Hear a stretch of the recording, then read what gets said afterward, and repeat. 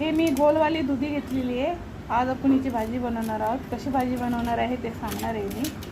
हे बघा मी असे याचे सिलटे काढून घेतलेले आहेत। आता मी याला कट करणार आहे। दुधीची भाजी बनवणार आहे, त्याच्यासाठी कढई ठेवली आणि तेल टाकलेलं आहे 1 ते 1.5 माप। आता हा कांदा टाकते, तेल गरम झालेलं आहे माझं।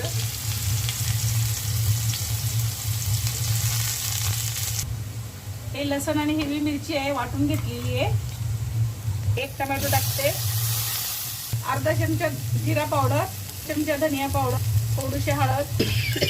हे मसाला भाजलेला आहे माझा, हे दुधी टाकून घेते। मला वाफेवर बनवायचं आहे, पाणी नाही टाकायचं आहे अजिबात।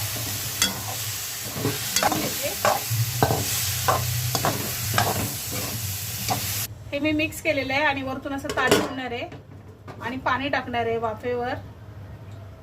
ते एकदम स्लोच आहे। 1 ग्लास पाणी टाकलं होतं मी, हे बघा एवढंच पाणी राहिलेलं आहे, बाकी सगळं पाणी आतमध्ये गेलेलं आहे। हे बघा पूर्ण पाणी आतमध्ये गेलेलं आहे ताटातलं वाफेनी।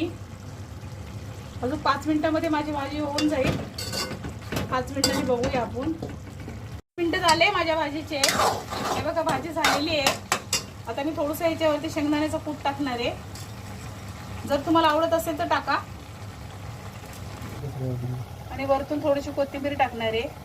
अशी करून बघा माझी रेसिपी। आवडलं तर शेअर करा, कमेंट करा, लाईक करा।